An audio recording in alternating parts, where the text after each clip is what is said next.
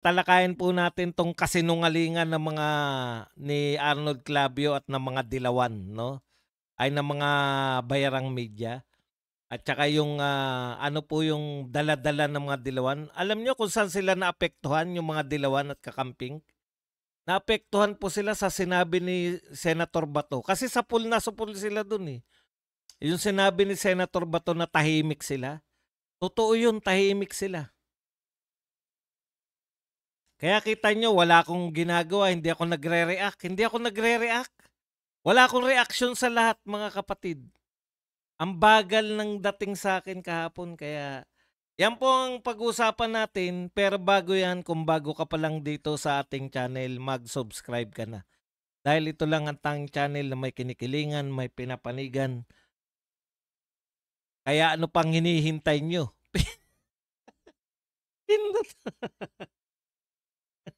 Ayan, nakakalimutan ko lang pero hindi ako wala sa ulo. Okay, pag-usapan natin. Unahin na natin 'to, no? Nakakatawa 'to si Auntie Claire. Pero dahil nga po sa ah nakaka-copyright tayo, mahilig mag-copyright 'tong mga 'to eh. Pakinggan na lang po natin yung kanilang pagtatalo. Makinig na lang po tayo. Gutesa siguro alam ni Yuse kung nasan si Gutesa. Bakit naman sa akin ibibintang? Baka kayo may alam. Kayo naman yata ang kakilala dyan. Hindi, ikaw nasa gobyerno eh. Pero teka lang, sino ba nag-present sa kanila? Ay, hindi ko alam kung sino nag-present. Please do not accuse Hindi me. kami nag-present dyan. Baka kaalyado nyo nag-present. Ayan ang propaganda. Pero mo ang assertion mo, ako kasama. Eh, ba't mo hinahanap sa akin? Baka alam mo. Alam mo, pag ikaw ang estado, never mind. Well, let's I respect this show. I do not want to go to the gutter. Let's start both. Let's start You're both. putting something to me. But you are representing government. Bakit ko malalaman? Hindi ako nag-present dyan. Oh, bakit mo sa akin ipapaturo? You can always say it in a very nice way without insulting people. Oh, but excuse me.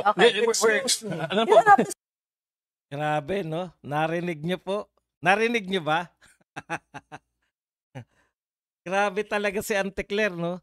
Ito lang po yung communication officer. Tama kayo, no? Communication officer na hindi marunong makipag-communicate. Akalain mo yun, akala kasi ni Auntie Claire lahat. Ano kasi si Auntie Claire eh? Siya po yung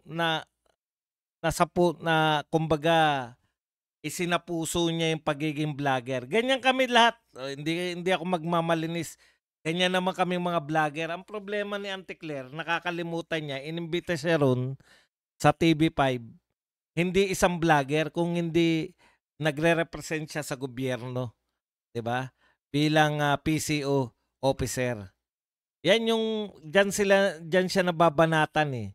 Sa mga ganyang kaugalian niya na putya, anong uri yun? No? Anong uri ka ng tao sa gobyerno na tama naman eh. Nasaan si Gutesa? Yan yung pinakamalaking katanungan sa kanila.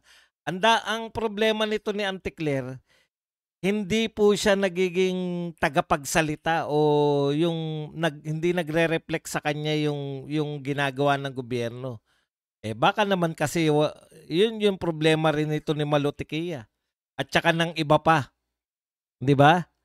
Baka nag-expect kayo na dapat ang tinatalakay ni Auntie Claire yung mga ginagawa ng gobyerno. Wala. Wala nga pong ginagawa yung gobyerno. Ano po yung tatalakayin ni Auntie Claire? Yun yung problema din sa inyo minsan eh. No?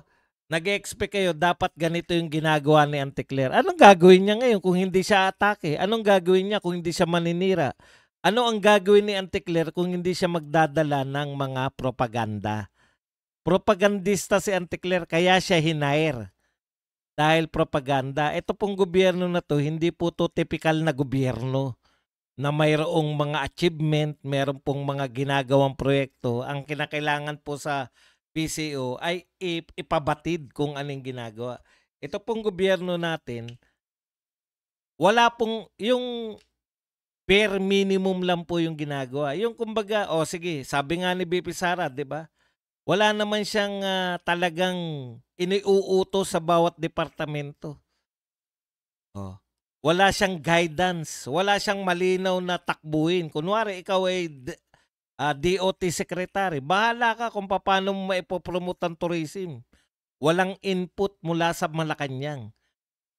Kung yung lahat po ng mga tauhan niya at anong uri ng tauhan kasi meron din si BBM. Karamihan po ng tauhan niya ay mga pambayad ng utang, 'di ba? Halimbawa po, yung tourism secretary niya. Talaga bang tourism secretary yan? Kilala natin yan na anak ng politiko. In fact, politiko yan, 'di ba? Kapag kakaalam ko diyan, politiko yan yung tourism secretary. Oh. Yung mga agriculture secretary niya, kaya wala nahihita tayo. Isa sa pinakamalaking kontribusyon kay BBM. Kaya wala po talaga tayong mahihita dito. Ano nga po ang ire-report ni PCO Undersecretary Antic kung halos wala naman po talagang proyekto yung gobyerno. Continuation. Kumbaga, ituloy nyo lang, bahala kayo sa buhay nyo kung ano. Wala talagang yung main direction na nagmumula sa palasyo. For 3 years, tignan po ninyo. Hanggang ngayon, adjustment pa rin. Hanggang ngayon, planning stage pa rin. Pag naririnig mo sila, Vince Dizon, ano po yung mga pinagsabi? Aayusin natin, maraming mga pagkakamali, ayusin natin. Hindi naman yung first year in service ngayon. Ika-4 na taon na ninyo. Ganun-ganun pa rin. Kaya po ito, huwag kayong magtaka kung bakit si Anticler ganyan. In the first place, kung hindi ganyan ang ugali niya, i-hire ba yan? Bagay na bagay dyan si Anticler. Tapos yung mga Remulla, ano ba? Sila ba pinakamahusay na sa tingin nyo? DILG Secretary, yan ang pinakamahusay? Yung Remulla na Boyeng, yan ang pinakamahusay na pwedeng maging DOJ? Tapos ngayon, ombudsman pa? Yan po yan. Yan po ang kailangan po nila ngayon, hindi po mga magagaling na tao. Napunan nyo yung ano nila, yung kinakailangan nila, yung mga tao na handang ipagtanggol sila, ano man yung walang question, yung may mga tapaoho, na ito ipagtatanggol namin. Maging masama man kami, wala silang pakialam sa reputasyon. Yun yung mga tao ng gobyerno natin, kaya ganyan yan si Anticler. Ganyan kasi yung ganyan kaya siya hinire in the first place. Start. Ganun po. Let's ask lang each one. Do we have any information from either end? Any information from either end of where he is? And No, I don't know. There was someone who told me that he is in the custody of government, agencies of government, including the family. including the family. Including the family. So, do I know for certain? No. It was relayed to me. Am I part of the scheme that some people would say I am part? I am not. I am just an ordinary citizen who loves this country and would like to comment on certain things. Tinanong natin yan sa Marines At sinabi nila na wala sa kustodiya nila, walang nakakaalam. Siguro ang dapat si na Mike natin Defensor tanong si din Mike ano. Defensor. No, we already asked Na-realize din nila na si Mike Defensor pala dapat yung kanilang kinuwang guest. Putya, bit nyo kinuha. gusto nyo magkaroon ng kaliwanagan, yung mga ang gine-guest ninyo. Ito problema ng mga gusto nyong pag-usapan si Gutesa, tapos ang mga guest ninyo, wala namang kinalaman kay Gutesa, di ba? Dapat ang kinuha nyong guest nga si Mike Defensor tsaka yung taga-Marines. Kasi sinasabi ni Mike Defensor, hawak ng Marines at ayaw palabasin si Gutesa. Direkta yan, sinasabi na yan ni Mike Defensor. Kaya wala kang aasahan talaga dito kay Anticler. Ngayon, eto kasi ang problema natin. Wala naman tayong inaasahan na dyan sa mga yan. Kalaban natin yan, yung mga Marcos, di ba? Pinagbibintangan nga, ayaw na mismo sa kanilang kasama. Kasama nila sa sindikato, no? Una, ang madalas lang natin tukuyin na kasama sa sindikato dahil yan ang sinabi ni BP Sara. Sinabi yan ni BP Sara 1 year ago. walang naniniwala. Ang may control ng budget ng Pilipinas, si Saldico at saka si Martin Romualdez. Sinabi niya yan, mahigit 1 taon na nakakalipas. Walang naniwala sa kanya. Ngayon, nalalaman natin na totoo yung sinasabi ni BP Sara. So ano po yung point ko rito? Hindi sayang yung intelligence. Hindi, wala nga pala intelligence one si BP Sara. Hindi hindi sayang yung mga confidential fund ni BP Sara dahil alam niya yung nagaganap eh. 'Di ba? Ang may sayang ng intelligence at confidential fund yung kay BBM kasi wala kang alam sa mga nagaganap sa Pilipinas. Okay. O katulad niyan, nakita ko no, sabi si Torre rin ganun din, 'di ba? Wala po silang pakialam kung magalit sa kanila buong mundo. Basta ang importante, maipagtatanggol nila. Si Shelo Magno po. Okay, punta po tayo rito. Sa punto ko po nga pala. Ang punto ko po, wala na tayo asahan dyan sa gobyerno, di ba? Sabi nga natin, putya, ano pang asahan mo dyan? Ano na lang no? Logic na lang Binabanata na ng presidente yung sarili niyang gobyerno. Tapos, ang gusto pa, siya pa hero. Ang gusto pa sabihin ng mga tao na maraming salamat po, Mr. President, at in-expose po ninyo yung malaking katiwalian o malaking korupsyon sa nagaganap sa gobyerno nyo. Hindi ba? Tayo po ay pinamumunuan ng ganitong uri ng gobyerno na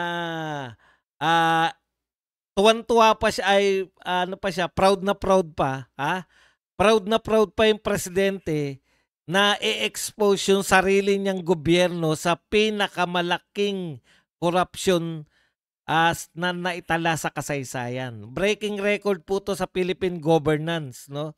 Ito na po ang pinakamalaking korupsyon sa Pilipinas. At proud na proud pa po yung presidente na ine-expose niya yung sarili niyang gobyerno. Saan ka po nakakita noon? Saan ka nakakita ng ganyan, di ba? Dapat nagpupuyos siya tapos inaksyonan niya. Ang problema, in-expose niya para sabihin na wala akong kinalaman dyan. Ano sabi ni Vince Dizon nung lumabas yung kay Saldico? Paano may kinalaman ng presidente? Siya nga nag-expose. Huwag ko nang sabihin yung Minsan, Vince Dizon, kung sino yung unang pumapalag, siya yung may kasalanan. Okay. Punta tayo rito. So, wala tayong aasahan sa mga kakampi ni BBM na katotohanan, di ba? Wala tayong aasahan na kakampi sa atin na magsasabi ng totoo yung mga yan. Siyempre, kukontrahin nila lahat ng sasabihin na katiwalian. Yun nga yung punto nila, di ba? Isa pang panloloko. May binito nga alam nyo po, nagbito ng 194 billion something. Palagay na natin nagbito, tama naman yan. Pero sinabi po ni Tatay Digong bago siya ipinakulong. Ngayon, alam nyo na kung bakit pinakulong, no? Hindi po pala dahil sa war on drugs. Na-expose pala ang pagnanakaw nila. Alam nyo, takang-taka nga ako di ba? Ano pakialam nila war on drugs? Yung pala, ngayon, na-expose po kasi yung pagnanakaw ng mga yan. Sila ni Ungab tsaka si PRRD. Ano bang binunyag nila? May dapat na ibito 194? Hindi po. Yung buong budget, ang sinasabi ni Tatay Digong, maanomalya, kasama niya si Congressman Ungab, maanomalya yung buong budget. Tapos pagtatanggol nyo, binito niya, ilang trillion ba yung budget? Trillion po yung budget, ang binito niya 190 something billion lang. Yan sabi ni Tatay Digong, maanomalya yung buong budget. Ngayon lang daw sila nakakita ng budget na bungi-bungi.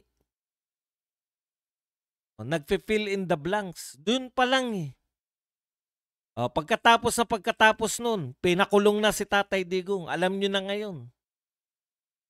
Kasi wala naniwala pa kay Tatay Digong, habang wala pa naniniwala diyan, ipakulong na natin.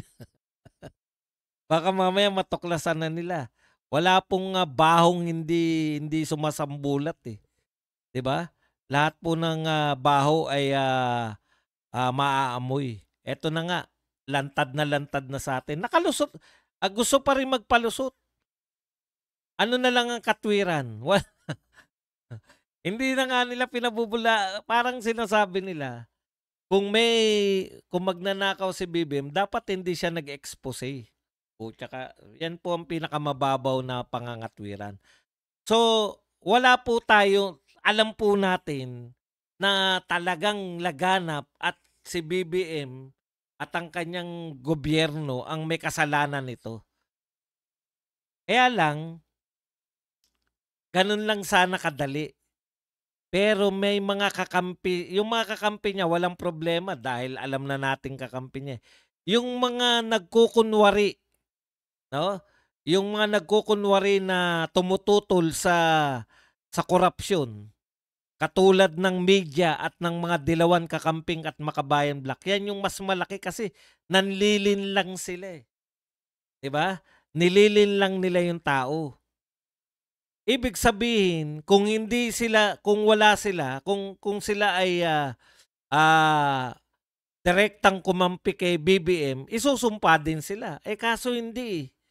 Hindi ganun yung ginagawa nila eh.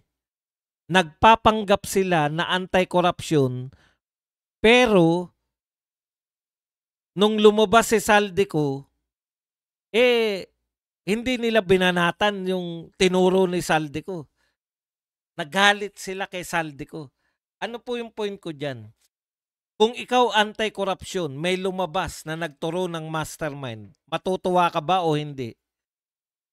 Bakit reliable yung nagtuturo? Kasama siya sa sindikato.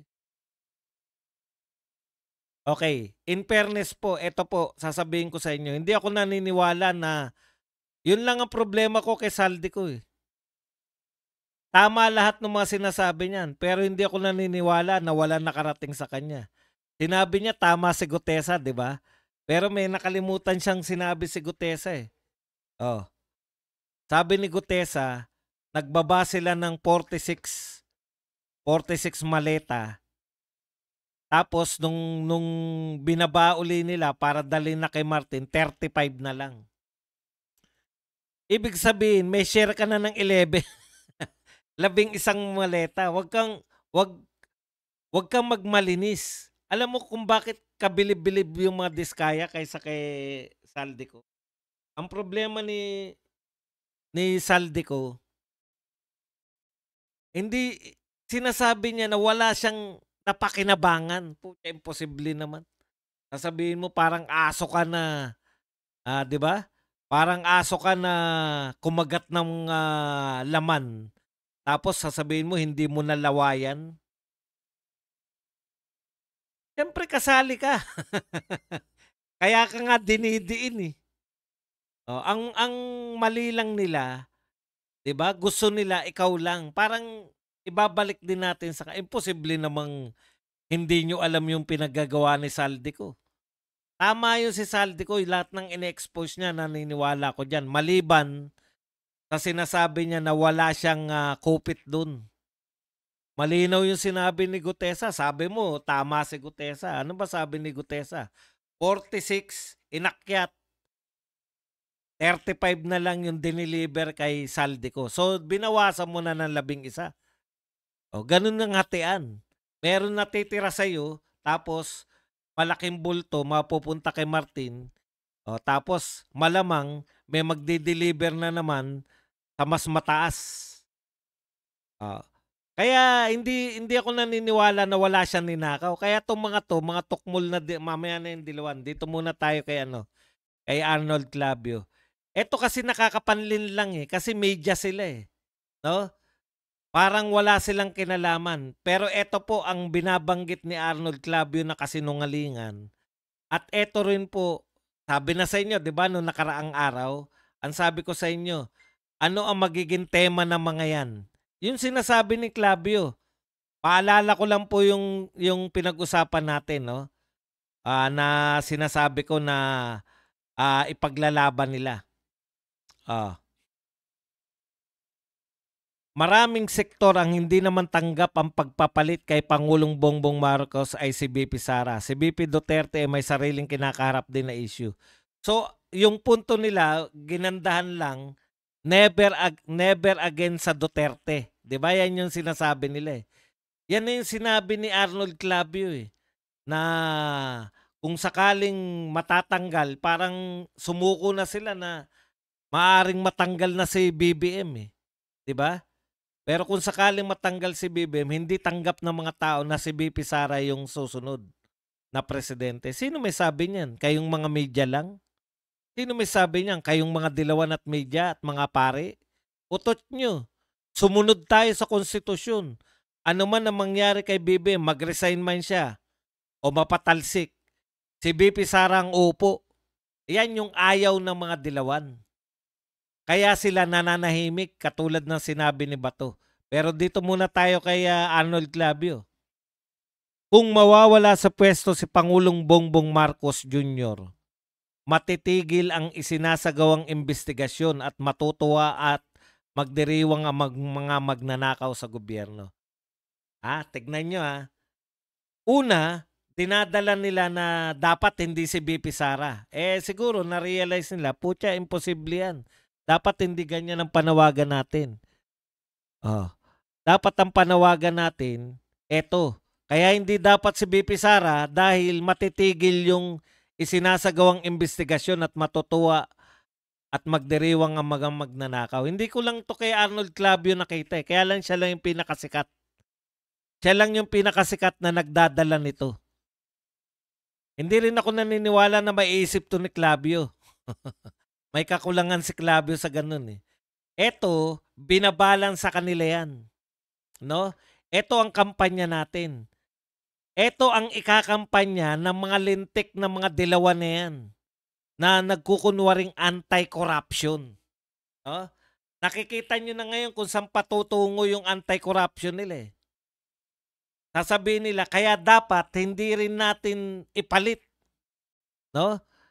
Dapat tutulan din natin. Ibig sabihin, okay lang sa kanila na magpatuloy si BBM kasi pag pumalit si BP Sara, hindi na magpapatuloy lang yung magnanakaw. Kita nyo katarantaduhan yan. Pinapaikot-ikot nyo kami sa mga kwento nyo.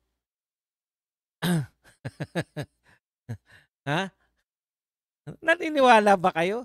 Eto lang Ibig mo sabihin, Clavio, makinig ka. Manyak Clavio. Ibig mo sabihin, Clavio, pag si BP Sara ng presidente, hindi niya papaimbestigahan si BBM sa mga nakawan? Hindi niya imbestigahan si Martin? Ikaw nga sumagot niyan, Clavio. Sa tingin niyo ba kayong mga naniniwala sa ganyan linya? O hindi dapat maupo si BP Sara kasi matitigil yung investigasyon. So, ibig sabihin, ituloy na lang natin si BBM. Kasi at least si BBM, nagpapaimbestiga. Ganun ba? Okay, tanyo? Yan ang linya nila. Yan ang linya ng mga bayarang media. Hindi ko lang kay Clavio narinig yan. Kaya lang, siya lang pinakasikat eh. Bakit pa natin dadama yung ako pa magpapasikat? Yan po ang daladala ng mga bayarang media. Ganyan linyahan. Simple lang po. Kung hindi kayo bayaran, ganito lang po yan at kayo anti-corruption, papanagutin ang mga magnanakaw.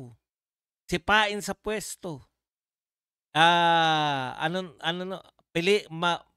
Piliting mag-resign.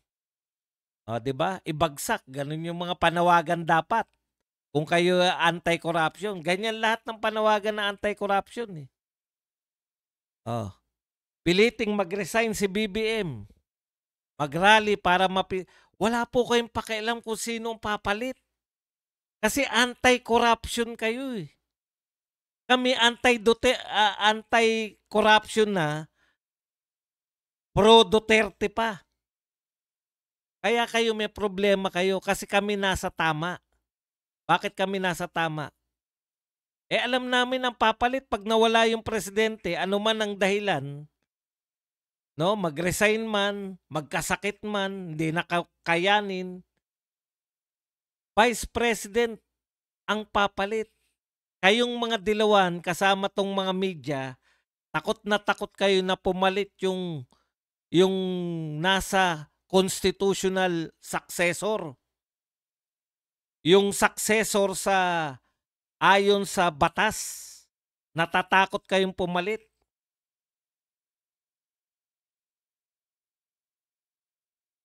Kunwari may investigasyon, may nakulong na. Ilan na nakulong? Dun sa nadali, ilan na ba nakulong? Ilan na sasabihin ni Antikler, talagang sanay na wala pa pong nadedemanda.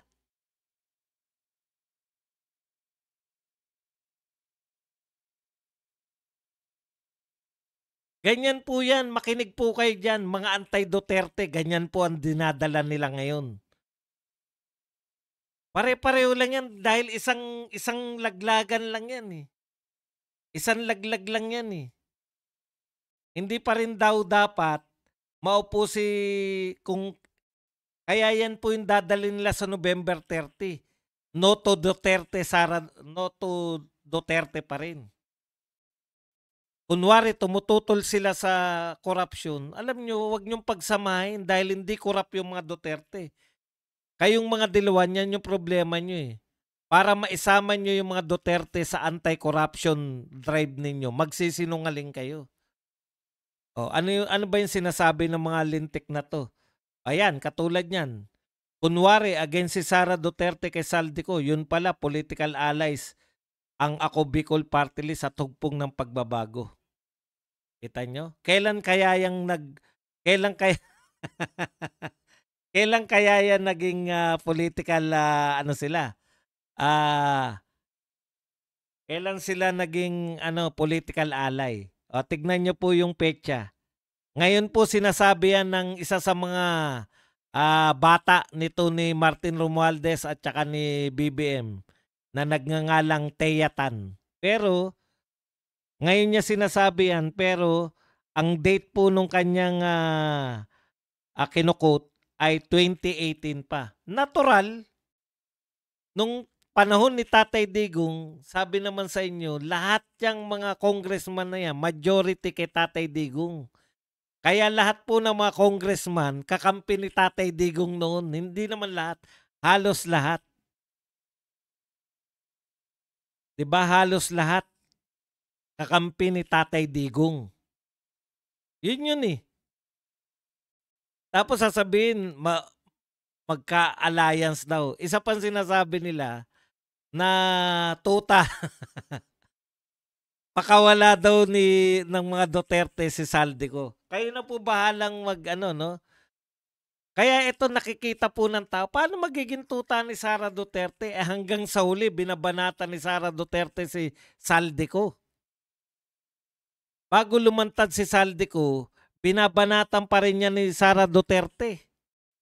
Si Saldico, bago umalis sa Pilipinas, binabanatan niya si Sara Duterte.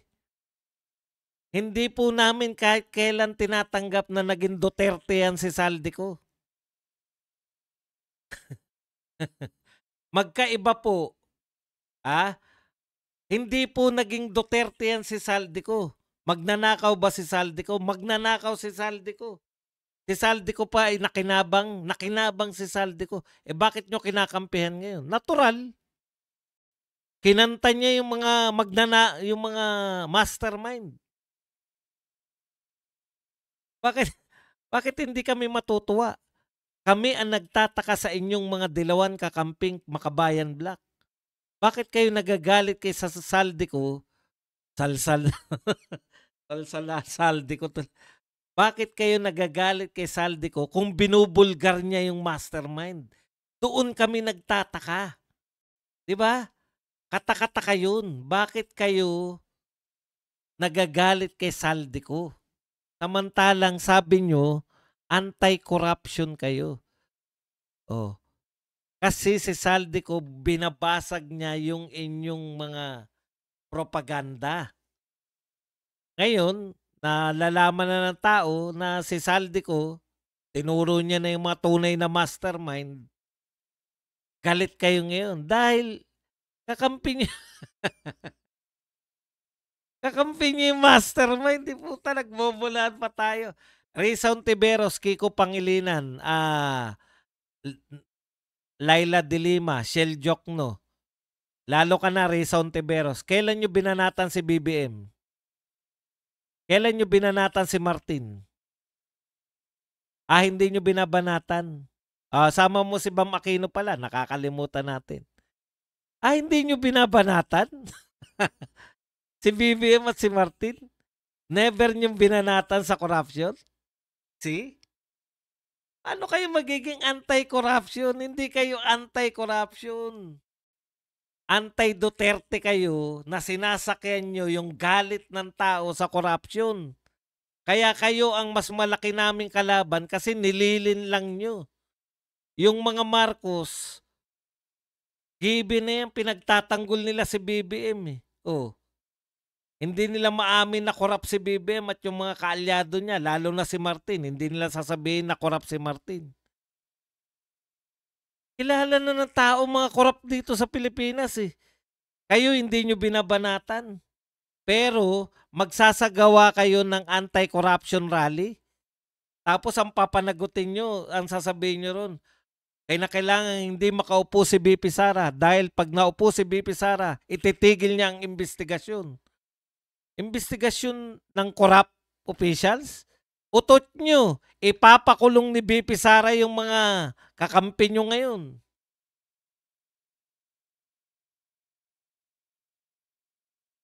Diba?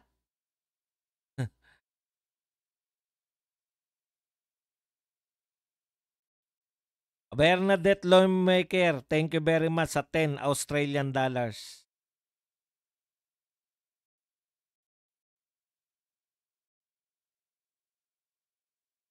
Ito pa ito mga nakakatawa eh.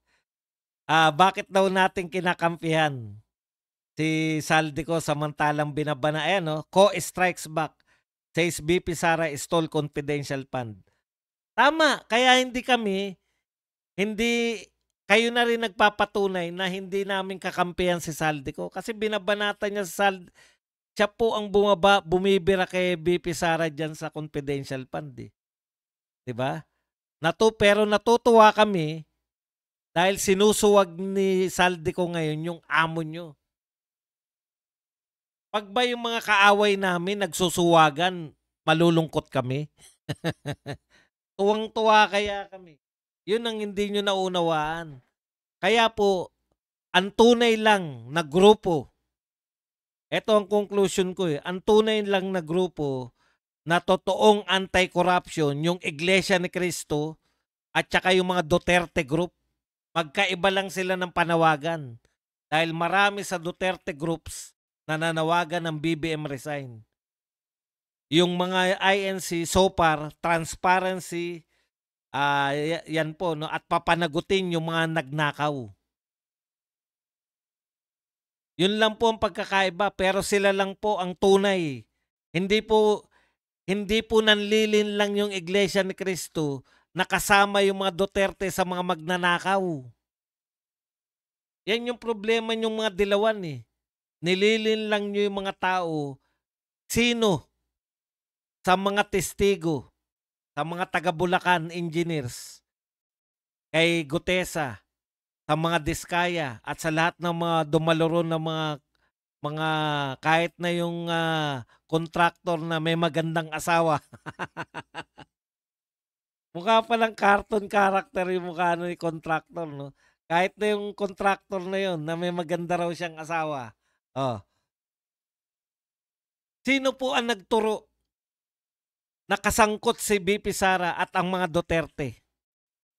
Wala. Diba? Kaya itong mga dilawan kakamping na patuloy na nagsasabi na may ninakaw si BP Sara dahil hindi maipaliwa. May magandang sinabi yan si Auntie Claire eh. Suko na rin siya na na maaring mapalitan yung amo niya eh. Sagot na tayo rito sa mga tukmol na to. Maganda yung kay Auntie Claire eh. Mas gusto ba nilang ipalit yung hindi makapag-explain ng kanilang confidential funds? Auntie Claire, sino po ang nag-explain ng confidential fund?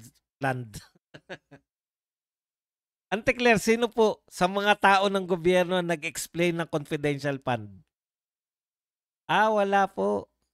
Yung presidente po ba, yung amo mo, nag-explain ng confidential fund? Hindi rin. Bakit gusto mo mag-explain yung vice president, yung president ayaw mo? See? Yung pagiging double standard ninyo sa confidential fund, hindi na po uubra yan. No? Kung yung sinasabi nyo pa rin na hindi nagpapaliwanag si BP Sara, ang tagal nyo na. Hawak nyo na yung confidential fund kung saan ginastos ni BP Sara. Hawak nyo na lahat ng dokumento. Pinamigay sa inyo ng COA. Kaya yung COA magkakaroon din kayo ng kaso balang araw. Hawak na ninyo. Lahat. Binubulat-lat ninyo. Hanggang ngayon, wala pa rin kayong nakitang ebidensya na ninakaw ni BP Sara yung confidential fund. Diba? Meron bang Orly Gutesa na male-maleta, binigay na basura kay BP Sara? Wala. Meron ba siyang katkong sa lahat? Wala. Confidential fund pa rin kasi hindi lang naipaliwanag. Hindi nyo na sinasabi ngayon na ninakaw niya yung confidential fund. Bubueltahan kayo eh. Hindi lang maipaliwanag. Sino ba nagpapaliwanag ng confidential? Abogado kayo, wag nyo linlangin yung tao. Kami nga mga hindi abogado, alam namin na ang confidential ay hindi mo pwedeng ilantad. Magkakasala si BP Sara. Tanong nyo kung sinong unang magdedemanda kay BP Sara pag nilantad niya yung confidential fund. Sila din. Ibig mong sabihin ba dong pinalalantad nila, pag nilantad nila, idedemanda nila si BP Sara? Natural. Kaya nga nila pinalalantad eh. Tandaan ninyo, ang confidential fund galing kay BBM. Yung 125 na confidential fund ni BP Sara, binigayan ni BBM mula doon sa budget niya. Kung illegal yun, illegal din yung paglalagay ng budget ni BBM. Bakit walang kumu-question? Tauhan niya lahat yung nagtatanong sa confidential fund. Eh. Hindi nyo na kami kayang paikutin. Mas matalino pa yung pinaiikot nyong mga tao. Eh. Yung mga taong pinaiikot nyo, mas matalino pa sa inyong mga taga-media. Sino nagdadala ng pagpapaikot nyo? Sila Arnold Clavio? Sa totoo lang po, mas matalino po yung pangkaraniwang DDS. Ngayon, sa dami na narinig nilang mahuhusay na abogado, mahuhusay na vlogger na nagpapaliwanag sa kanila araw-araw, tumalino na sila kaysa kala Arnold Clavio. Alam niyo po ba yung pangkaraniwang Duterte supporter kung gano'n na siya katalino kumpara sa pangkaraniwang BBM supporter? Ang layo na po. Yung BBM supporter hanggang ngayon naghihintay pa rin ng ginto. Yung ginto natin. Kailan ba yan, Manong? Alam niyo po, swerte yung mga Duterte supporters. Kayo po, alam niyo, sa college, pag kayo po nag-aral ng kolehiyo, upo po kayo sa mga lecture ng mahusay ng mga profesor. At tumatalino po kayo. Kaya po tumatalino yung mga nag-aaral ng kolehiyo, matatalino po yung nagtuturo sa kolehiyo. Makinig lang po kayo ng mga lecture. Eto po, daig pa po ng mga to. Ilang taon na sila. Mula 2016, nakikinig niya sa mga matatalinong vlogger. Ngayong pagtuntong po ni Marcos, hindi na lang po simpleng mga vlogger ang pinakikinggan nila. Mga attorney na. Mga attorney, magagaling sa politika na vlogger, daig pa nila. Yung mga Duterte supporter na nagsimulang makinig noong 2016 sa mga vlogger, daig pa nila yung may kurso sa kolehiyo ng political science. Pucha, yung political science, isang subject lang sa kolehiyo. Dito, ilang oras nakikinig yung mga yan sa politika.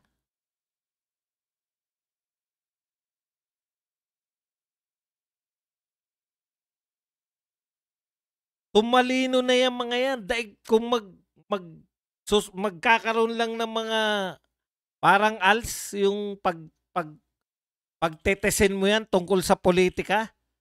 Mas magagaling pa yan. Yung mga political, ay yung mga college student po, napipilitan lang pumasok. Eto po, very willing sila. Hinahanap nila yung mga vlogger. Nariyan na ba yung naka-live na ba si Badong? Puta, yung pakikinig po, ganyan lang naman sa college. Diba? Makikinig lang kayo sa mahusay na profesor. O tapos putang galing ah. Ngayon ko lang naintindihan. Hanggat nasasabi nyo sa sarili nyo, ngayon ko lang nalaman to, okay to. Yan po. Kaya kayo, kahit na anuman kayo, sa ibang bansa, tik-tik kalawang man kayo, seaman man kayo, DH man kayo sa ibang bansa, ano man ang trabaho ninyo, once na nakinig kayo araw-araw, ito pong mga DDS supporters, mga Duterte supporters, hindi lang po araw-araw nakikinig, mayat-maya. Mas updated pa sila sa mga political happenings dito sa Pilipinas.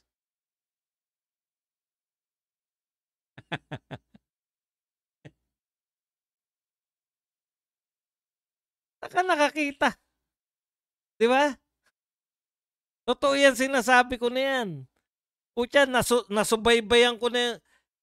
Pag nagugulat ako pag nag-push yung mga Duterte supporters. Matatalino pa sa pagpo-post ng mga kung sino eh. Ang gagaling, ang tatalas na po nila magsuri ng mga bagay-bagay.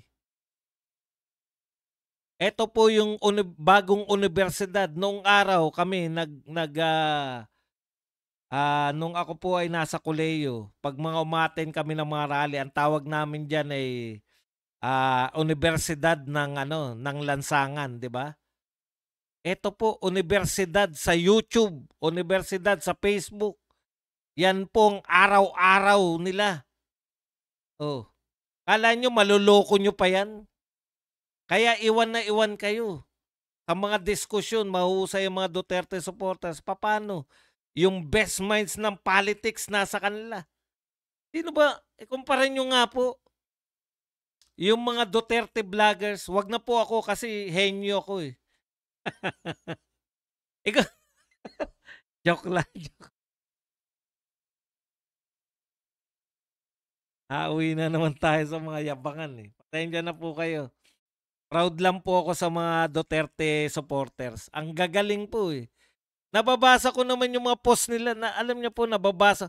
Dati po, yung mga yan, anong tawag doon, share lang. Sinishare lang po nila. Ngayon po, sila na mismo nagpo-post. Ewan ko lang, dahil nadadala na yata sila pag nagsishare na nabubura yung channel nila eh.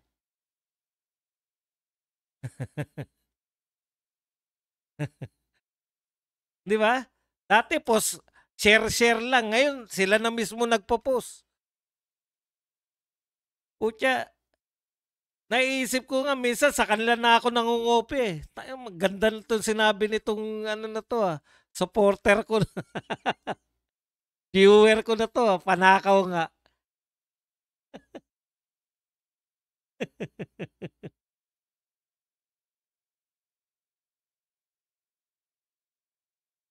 Minsan sa kanila pa ako kumukuha ng topic. Mas updated pa sila sa mga vlogger eh. Kaya kayong mga trolls, yan ang gawin ninyo. Araw-araw kayo makinig, tatalino rin kayo. Kita nyo, proud na proud yung mga Duterte supporters ngayon. Kasi alam nila yung nagaganap eh. Alam nila kung paano sila niloloko eh. Sasabihin nyo, AI yan?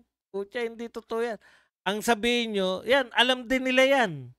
Alam din nila, akala nyo ba, huwag nyo kasi kumpara yung mga Duterte supporters sa mga supporters ng ibang grupo. Lalo na sa inyo mga supporter nyo mga dilawan. Nagkukunwari kayong mga matatalino, mga bugok naman kayo. Binubugok nyo kasi mga supporter nyo. Akala nyo ba may naniniwala sa amin kay Saldi ko na wala siya ninakaw? magnanakaw si Saldico. Parang nga siyang si Hestas eh. Hestas ba yun o Dimas? Isa doon sa dalawa na yun.